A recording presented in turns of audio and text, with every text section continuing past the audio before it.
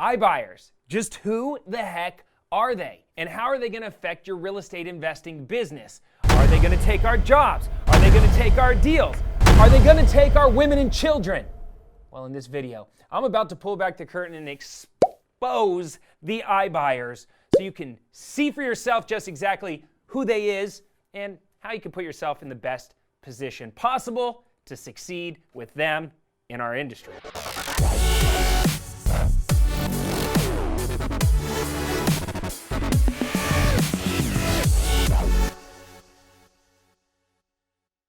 What's up, clever investors? Cody here with another killer training video, and today we're exposing the iBuyers, all right? And we're talking about who they are, what they do, and my personal take on their business model. Now, if you haven't already heard of iBuyers or been exposed to them, you definitely should be, because iBuyers, they've been making a ton of noise in the real estate investing space.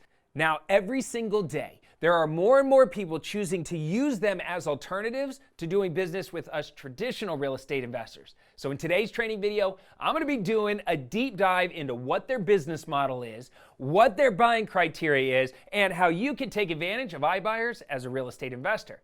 But first, remember to hit that bell, turn on post notifications so you can be alerted whenever we drop those value bombs. Yes, I just, what is this called, Greg? Dabbing. I just dabbed. It happened. I did that for you. Clever investor dabs. That's the thumbnail for this video. Perfect. All right. Also, if you're brand new, let me know that you're new. Drop me a comment down below, and I'm going to hook you up with a free gift just for hanging out with us. All right, let's dive into today's video. So, a big trend in the real estate space is the emergence of iBuyers. And you might be asking yourself, what the heck is an iBuyer? Well, iBuyers are companies that purchase homes with all cash offers, then fix up the properties and then list them for sale. Sound familiar? Well, it should be, because iBuyers have essentially copied us real estate investors, word for word, to a T, with fancy websites and robots and things from outer space or some national security shit. I don't know. They came out of nowhere and they kind of evolved and got birthed out of like what hedge funds were doing, and now they're starting to pop up, and they might be in your market, so you need to know what is going on. Most of these iBuyers, they're actually big brand companies that you already know of, just because their branding is, they're spending millions of dollars, so you know who they are. Companies like Offerpad, Opendoor, Zillow is an iBuyer now. Redfin is an iBuyer now. All right, these companies, they have raised billions and billions of dollars to enter the fix and flip space. They have aspirations to do business nationwide. That's why this is so important. Now, let's just talk a little bit about the iBuyers business model real fast. Now, like I said, at their core, iBuyers, they're essentially fix and flip businesses with a twist, all right?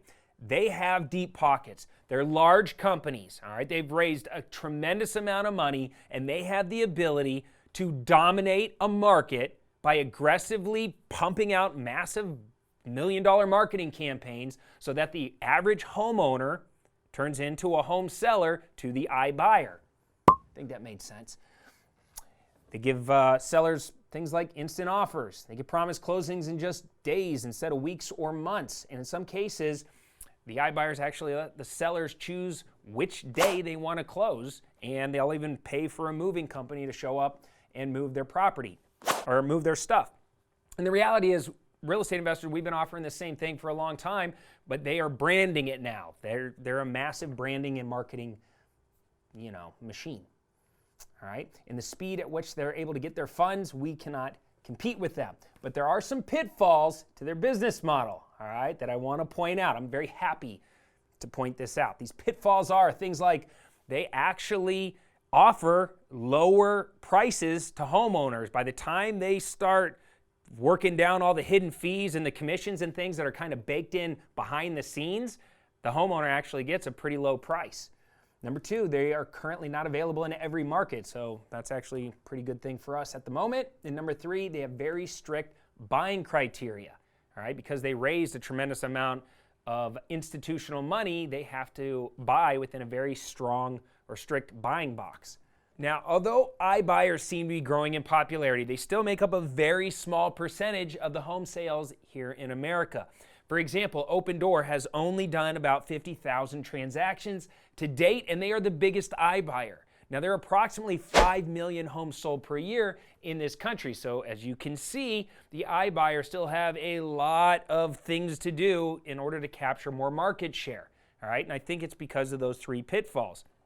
Nobody really loves getting lowball offers, so only people who are really interested in selling quickly are going to even want to do this in the first place. Also, iBuyers are currently only in a handful of markets across the country, and that's because it's very expensive. There's a lot of overhead to run a business model like this, all right? I'm in, multiple states as well, and I'm not spending millions and millions of dollars to create a huge infrastructure model like they're doing, and it's just really expensive to be able to play at their level. They have to hire inspectors, listing agents, other administrative staff, and they have to constantly train them on how their business model works. Now, this is extremely unsustainable for iBuyers, but it's worse for homeowners because in order for the iBuyers to be profitable, they have to offer the sellers lower and lower offers. Now, the last pitfall is the strict buying criteria, and I want to spend a few minutes on this because I think it's important if you're a real estate investor to understand how they're approaching the market. Now, remember, Opendoor, Offerpad, Zillow, Redfin, they've all raised an insane amount of money to be able to fund and buy all these properties. So for Opendoor, for instance, these are the main criteria from their website for purchasing houses. They're buying single-family homes, townhomes, duplexes, but only in 5 markets, condos only in 5 markets. The home must be valued between $100,000 to $500,000, so no luxury properties or no war zone type deals. The home must be built after 1960. All right, so super old homes need not apply. The homes must be within the market that Opendoor services, which are currently 20 cities. The homes must also have clear ownership, which means no double escrows. In other words, no wholesale deals. You cannot turn around and sell a wholesale deal to Opendoor. All right, other factors: foreclosure, short sales, flood damage, fire damage, example, don't fit their criteria. And they don't want any extreme fixer-uppers, all right? No real fixer-uppers. They don't want to put too much money into the properties. So let's just say that you're trying to sell a duplex and you're in Denver, Colorado, all right? Well, you would be out of luck because Opendoor, they only purchase townhomes and single-family homes in the Denver, Colorado market. So they're real finicky about their buying criteria. No retirement communities, multifamily units, duplexes, condos, and if you do have a home that meets their criteria, it better be in decent shape because if not, they're not going to be buying it. Now for Offerpad, here's their criteria for purchasing. Single-family homes, townhomes, condos, retirement communities valued less than $325,000. The home can't be valued above $600,000. The home must be built after 1960. The home must be within the market that Offerpad services, which is currently over 12 cities. The home must also have clear ownership. Once again, no double escrows, no wholesale deals. And other factors such as foreclosure, short sales, flood damage, fire damage, etc. don't fit. And once again, no real fixer-uppers. And last but certainly not least is the home buying criteria for Zillow. All right? Single-family homes, townhomes, condos in certain markets, houses built after 1960, but this is kind of rumored right now. It's no real clear direction.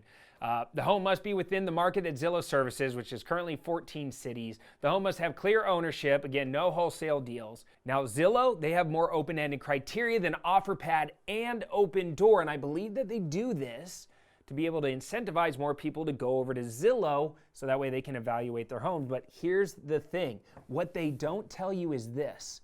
There are so many hidden fees, and they do these lowball offers that by the time it all shakes out, it's not a better deal than going to a normal real estate investor, like a mom and pop style investor like us, and just working out a deal. In many cases, I actually pay the same amount or even a little bit more than what these iBuyers are paying or offering. Some reports, it's as high as 10% in additional fees. Now, that's outrageously higher than selling your home traditionally through a real estate agent. And honestly, it's about the same, if not worse, than selling to a mom and pop style real estate investor. All in all, iBuyers are only investor friendly if you own the home outright. This means that they're not going to give you an offer if you have the home on assignment contract or you're trying to double close it, which really sucks for us as wholesalers because it would have been awesome to be able to sell our wholesale deals that we went and got to the iBuyers and turn them into our cash buyers. But unless you plan on closing on it, it's probably not going to happen. And, I think it kind of limits the iBuyers. I understand that they raised a lot of, money, and there's rules when you raise money at the institutional level, but it would have been awesome for them to be able to carve out a way for us to do business together. Outside of not being able to do business with wholesalers, if you're just a regular real estate investor like a landlord, if you want to do business with the iBuyers, you have to have a property that meets their buying criteria. Not all investors focus on just single family. A lot of people I know, they have a lot of multifamily. So, obviously you're going to be out of luck as well and not be able to do business with their current model. In summary, iBuyers have emerged as an alternative way to sell a home through technology, right? It kind of was this evolution. And I think it's cool what they're doing from the standpoint of they're branding for us and teaching homeowners how to have a path to sell their house in untraditional method. All right. Homevestors did this for many, many years through their Ugly Houses campaigns. Mom and pop real estate investors have been doing this for a really long time. It's now just becoming corporate. All right. And ultimately, I believe that the iBuyers are going to all start imploding because I don't think their business model is profitable. I think Zillow is unprofitable. I think Opendoor and Offerpad are not going to break through the wall. I think what we're going to see is they're going to do a lot of branding and marketing for us. They're going to, start teaching homeowners to sell untraditionally and use technology to do it, which means that us real estate investors need to get on board by using technology and really get good at online lead generation, search engine optimization, and generating leads through social media. We need to look at their business model and look at the parts that homeowners really love, like selling quickly, getting an instant offer, being a full service real estate home buyer, meaning you pay cash, you can help them find another place, you can put a moving van in front of their house, right? These are all things that the iBuyers are doing, and they're doing a good job at branding it. I just think that they're going to run out of money. I don't think that their model is sustainable. So I wouldn't be too stressed for iBuyers in the big picture. I think what's going to happen is they're all going to start folding in on themselves, or,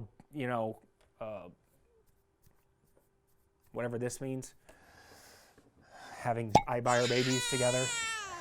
I guess that's what that means. They're gonna do something that's not what they're currently doing, is my opinion. All right, so that leaves plenty of opportunity for us, but even here in Arizona, I have all of them in my market, and I'm still killing it as a real estate investor. Plenty of market share to go around, plenty of great deals as long as you listen to me and allow me to teach you how to go out and find those good deals. So what do you guys think? Are we worried about the iBuyers? I don't think so. All right, I don't think so. I think there's plenty of deals to go around as long as you have the right marketing strategies and the right acquisition strategies and disposition strategies. There's so much money to be made in this business. Saying that we'd be worried about iBuyers is like saying we were worried about, the homevestor guys, all right? They made a lot of money. We made a lot of money. Everybody made a lot of money. That's why we're in this business, right?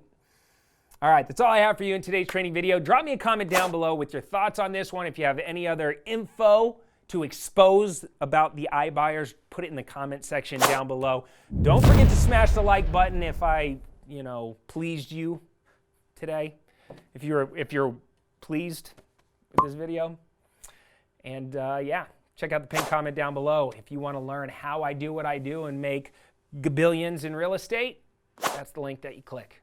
Till next time, I'm Cody Sperber, the Clever Investor, signing off for now. Until then, take care, comb your hair, Sperber out.